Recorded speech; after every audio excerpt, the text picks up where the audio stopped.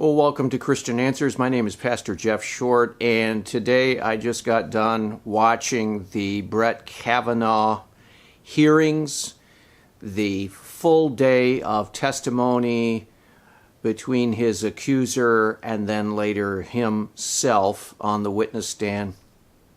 And I have to say that, like everybody else, I think this was quite a sham trial. And it was really disgraceful as to how this stuff can go on in our country, how someone can be smeared, and lies and gossip and rumor can be taken as factual and be brought into court, and then one side of the entire committee, of the Judiciary Committee, can be congratulatory toward the woman accuser and then turn on the judge to attack him.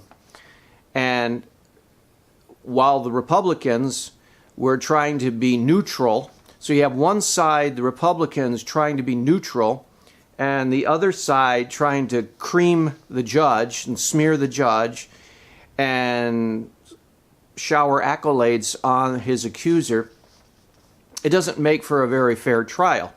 But the Republicans had hired a prosecutor who was supposed to be a professional sex crime prosecutor, and she was brought in to try to help interact with this Dr. Ford, the accuser, so that it wouldn't come across as a bunch of older white guys questioning a woman about her allegations of rape by Judge Kavanaugh.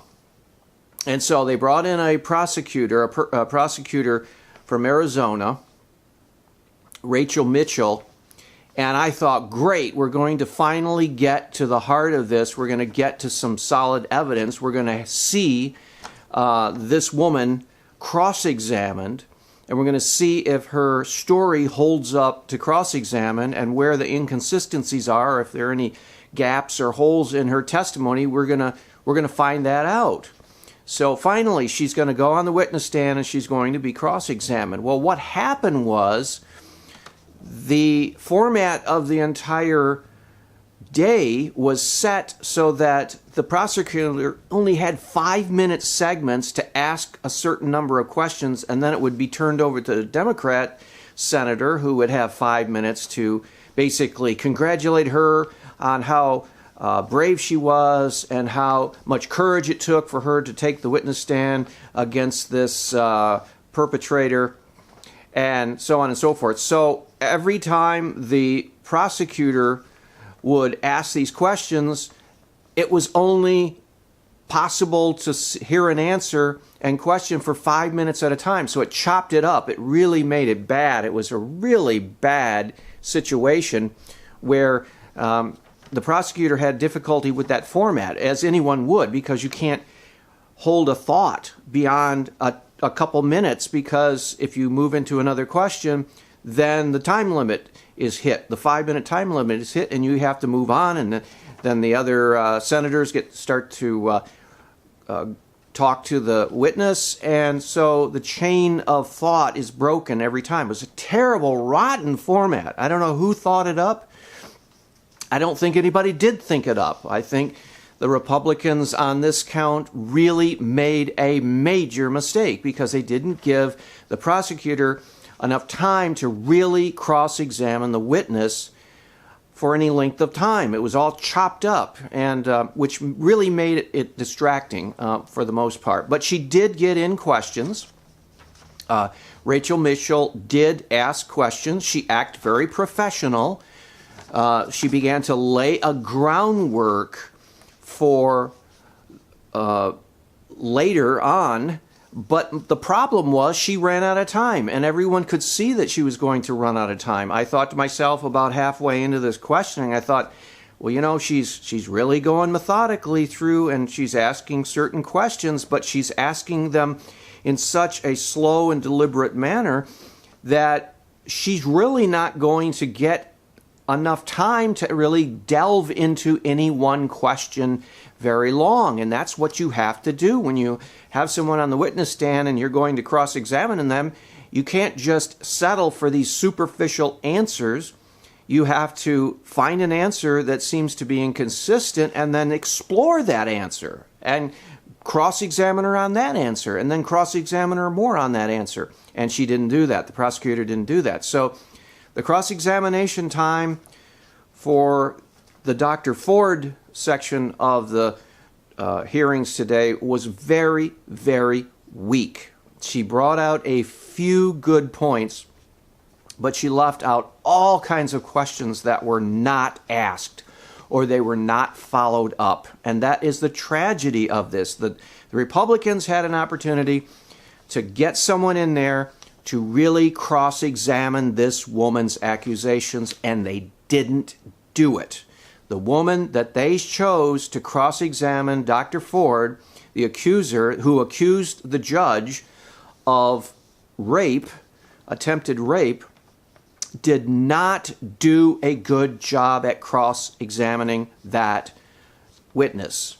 And I watched the television program the day before of Alan Dershowitz, and he was saying to the interviewer, he said, this is not a very good selection. The Republicans did not select this lawyer, this prosecutor, very well because she is not trained in cross-examining these kinds of cases. She's a prosecutor, not someone who is an expert at cross-examining to bring out the inconsistencies in the story. And he was right. Alan Dershowitz was right. It would have been better if he had been hired by the Republicans to cross-examine Dr. Ford, because he would have got to the heart of the matter. And what was the heart of the matter? The heart of the matter was what happened in that house that Dr. Ford says that Brett Kavanaugh tried to rape her in. And she needed to zero in and center her questions around those accusations, because those were the accusations at the heart of this whole case. And some of the questions that she did not ask, and we still don't know the answers to, was how did she get to the house? She didn't drive. She couldn't drive. She was 15. She wasn't yet 16. She didn't have her license yet, so she couldn't drive herself. So someone had to bring her to that house. How did she get there? Who brought her to the house? She said, I don't remember who brought me to the house. And so then the prosecutor asked her, well, if you couldn't drive, somebody either had to bring you to the house or take you home from the house after this alleged event took place. You came running out of the house.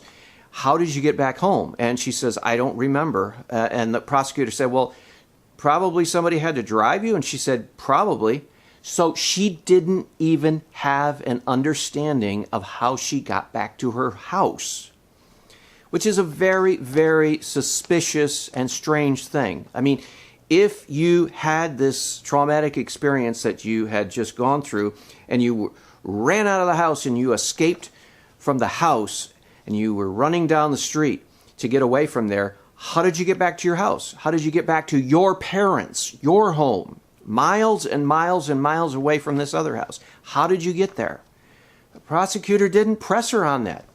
The prosecutor didn't say, well, isn't it strange that you don't remember how you got back to your house? Another thing that the prosecutor didn't follow up on is then, okay, do you remember getting back to your house? You say that you got back to your house, but how do you know you got back to your house? Do you remember going to bed that night? Do you remember your parents were there? Do you remember avoiding saying anything to your parents? Or did they ask you, how did it go? Or was your father home? Or was your mother home? What happened then? What did you do? Did you go into your bedroom and cry? Or what happened after this alleged event took place? And if she says, well, I don't remember, then you have to ask, well, why wouldn't you remember? What was it that happened that all of a sudden you got out of the house and then everything went blank and you don't even remember. That seems a little odd. It would seem like you would remember maybe not all of it, but you could remember parts of it. I remember talking to my mother and saying, yeah, it wasn't a very good party or whatever. But the prosecutor didn't follow anything up about that. So very, very strange. Now, another line of questioning that I would ask, and the prosecutor didn't ask this, I don't know what she was trying to do. She seemed to have an agenda. The prosecutors, Rachel Mitchell, seemed to have an agenda, but obviously she wasn't going to get to that end point. So at the pace she was going and at the pace of her questions, she was not going to get to that end point. So I was thinking, well, why are you going so slow and deliberate when you know that you're going to run out of time? The clock's going to run out and you're not going to have time to ask her these questions. So why follow this tack? Why not go right to that event and the very close proximity to that event and try to get as much information as you can? And if she doesn't remember all of these things around the event, but she remembers the event, well, then why is she not being able to remember these other things around the event that could corroborate her story? I mean, the testimony that she gave was uncorroborated. There were no factual evidences that her story was true. It was just her recollection of what she remembered. Another thing that I would ask her was, do you remember anything about the boys in the room? Do you remember the color of their shirt? Do you remember the color of the room? Do you remember anything about the room? She said she remembered the bed in the room next to the door. Try to describe some other things. What was Brett Kavanaugh that you say jumped on you? What was his shirt like? What was the other boy's shirt? What were they wearing? Just details that if your memory was so sharp at that moment, maybe you would have remembered. So I would have pursued that. I would have also asked her, well, after this thing happened, you say you didn't tell anyone, but did you tell your mother? No, I didn't want to tell my mother. Okay. Did you tell your father? No, I didn't tell my father. Did you tell a religious leader? If you're Catholic, a priest, or a Protestant, a pastor? Did you go to church, or do you go to church? And if you did you tell a pastor or a spiritual leader or a youth group leader at any point in the time afterwards or years afterwards? Was there a school counselor that you might have thought about? Did you even think about talking to someone like a counselor or a therapist? Did your family, who seemed to be wealthy, they were part of a country club and she went to a private elite school, did your family have a family therapist or psychologist or counselor? Did you go to one of those? Did you talk to a friend? It's hard to imagine a 15-year-old girl. Usually 15-year-old girls, they'll talk about everything. They go out on a date, they talk about it. Something bad happens, they can't keep it quiet. If a guy starts to make a move on them and unwanted move, then they're going to tell their best friend, and they're going to say, "That guy, stay away from that guy. Don't hang around that guy. Those guys are bad news over in that house. One of them tried to sexually assault me," or not even if you didn't want to make a big deal about it. Those guys are aggressive. They're bad news. I'd stay away from. Did you try to warn any of your friends? Did you try to warn any of your classmates? Didn't you feel anything inside of you, if this actually happened, that you would want to tell your friends to say, "Hey, don't hang out with those guys. Don't hang out with Kavanaugh. Don't hang out with his friends. Those guys are bad news. They're a bunch of drunks, And when they start drinking, wow, I was over there last week, and yeah, man, I'm glad I got out of there, because they're a bunch of creeps. Did you warn any one of your classmates about this? And if not, why not? Is it all about you? You're wrapped up in this thing. It's like, well, I'm not going to tell anybody else. Well, wouldn't you want to warn your classmates, stay away from there? If you went through this traumatic experience like you say you did, and you had a near-death experience, you thought you were going to die, and he jumped on you, wouldn't you want to let other girls know your age to stay away from Kavanaugh? I mean, it seems inconsistent. It's either inconsistent that a 15-year-old girl wouldn't have spilled the beans or spoke or said something to somebody at the time, as 15-year-old girls are wont to do, talk a lot about things, or out of just a sense of, I want to tell my friends to stay away from there. Did you warn anybody about these guys? Did you warn any of your friends and say, hey, stay away from that place, stay away from these guys, they're bad news? If not, why not? What's the deal there? Don't you care about your friends? Those are some questions I would have asked that were not asked at all. Like I said, this prosecutor, she had a method and she had a plan, but it didn't seem to involve zeroing in on these key questions.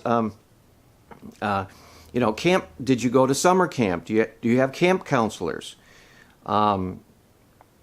Do you normally deal with very traumatic and powerfully negative experiences in your life by just never saying anything to anybody, just bottling it up and doing everything, all the work inside yourself? Wow.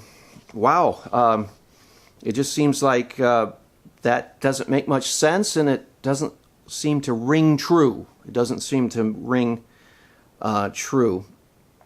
Just like the idea of not understanding how you happen to get to this party or how you happen to leave the party. That doesn't seem to ring true. Seems like one would remember either how you got there or how you left, if not both, but not any of those. So it seems like that memory lapse is a pretty crucial memory lapse. There were some other things I would have asked her that weren't asked. Another thing is I would have explored this idea of a repressed memory. She said she had gone to therapy and that the therapist had really helped her actually bring out some of the details and remember some of the details of what happened. And I would have asked her about that. I said, well, were you always fully understanding who it was that was involved in this alleged sexual attack? Or was this something that was brought out in repressed memory? How much, in other words, how much of the memory that she has now, so that she's very confident in, of the details, how much of those very confident details that she has now were the product of this therapist, this counselor, who helped her with repressed memory? Now that would be important, because if she came into the counseling session at some point, whenever she was in there, with very vague and fuzzy understanding of this alleged assault, and then the counselor helped her fill in these details only later, that would bear a big factor in her testimony, because if she wasn't sure about these details and the counselor helped bring this surety, maybe the construction that the counselor brought was not actually accurate, and maybe the pieces came together when she visited the counselor, but maybe the pieces were not assembled correctly. Maybe there might have been some things that she got mistaken or mixed up, or she recollected in error. So I would have explored that aspect of it, and just to find out how much of this memory that she has now was a product of the repressed memory therapy that she said that she had gone through. Now, she said she hadn't been drinking or anything like that. She said she wasn't driving, so that again, that leaves open how did she get back and how did she get to this hotel, to the house. And I would have pursued these things deeply and further, because again, you only have a limited amount of time, and you can't go through this whole detailed questioning without getting focused. You have to focus in on the crucial details so that the facts are brought out. And the way it ended was very frustrating, because here we had this prosecutor, she was brought in, she was supposed to be cross-examining, and she did very little zeroing in on areas. She did zero in on the contradiction of the flight. This woman, Dr. Ford, said that she couldn't show up Monday because she was afraid of flying, so she'd have to drive. Well, prosecutor asked her, well, how did you get here today? And she says, well, we flew. So in other words, after all of that excuse, she wound up flying anyway. So she actually could have been there Monday. She actually could have been there giving testimony on Monday, but they dragged it out. They stalled, and she wound up flying anyway, and it wasn't a problem. So that's kind of questionable, that excuse. It seems like they were more stalling than anything else. And another line of questioning was she seemed like she didn't understand that the committee had invited her to give her testimony to interviewers out in California, so she didn't even have to come to Washington and go into the heart of this big controversy. And she acted like she didn't even know anything about that option, which was strange. What? We're under impression that she couldn't come to Washington on Monday because she's afraid of flying. And now she's saying, well, no, I wish you could have come out and done this all in California. Wait a minute, that contradicts. So there were... Now, the prosecutor, what she needed to do is zero in on these inconsistencies and show Dr. Ford and the people that they don't seem to add up. It seemed like, with the flying incident that she was stalling. It seemed like when she couldn't answer questions about how she got to the party and how she got home, that seems to be a convenient memory lapse. It seems like when she didn't tell a single soul about this, not even her parents, not even a counselor, not even her best friends, not even a religious leader, she did nothing in the whole world that indicated that anything had ever happened. Was there any diary? Did she have a diary? Did she use a diary? Did she journal? Did she write down things? You know, often schoolgirls will have a diary and they'll write in, "Dear diary, today was a fantastic day. I got a great grade on my test." Or, "Today was a terrible day. Some guy tried to make a move on me at a party." You know, was there a diary kept? And did she write it down in a diary? Again, those are questions that need to be asked. And so what she's basically saying, this Dr. Ford is saying, she did not in any way express to anyone in any form that anything had ever taken place at that party that she claims now is such a momentous event in her life and has hurt her irreparably in her life. Doesn't make sense. Doesn't make sense that she would not say anything to anyone or make any indication or write in a diary or draw a picture. You know, if an artist, she'd draw a picture, try to express her feelings and get them that are bottled up, or she would do something that would show in the real world that something happened, but nothing. Just her accusation against this judge. And on the basis of just an accusation, that was an event 36 years ago, you can't convict someone of that crime 36 years ago on the basis of just one person's testimony. And the other people at the so-called party said they don't remember anything like what she described. And the judge denies it 100%. So you have nothing to go on except that woman's word with no corroborating evidence. So there's really no basis for condemning this judge. You cannot condemn a person in the absence of evidence. You cannot condemn a person solely on the basis of the testimony of one person.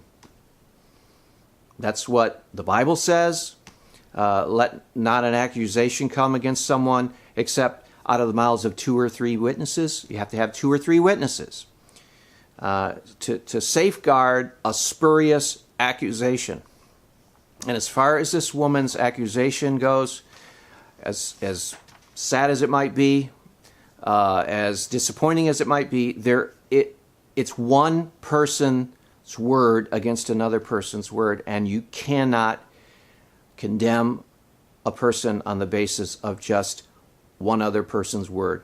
There has to be evidence, and there isn't any. So I was a little disappointed in this. I've gone over this kind of topic before with the case of Bill Hybels. He's got these accusations against him. They need to be cross-examined, but they also need to be cross-examined by someone who knows what they're doing and can get the truth and get out the facts. And so I was happy that the Republicans had cross-examination, but I was not happy that they had someone who didn't really do a very good job in cross-examining. So those are my observations of the Dr. Ford, Judge Kavanaugh testimony, and hope this has been helpful. And we'll see you back another time on Christian Answers. God bless.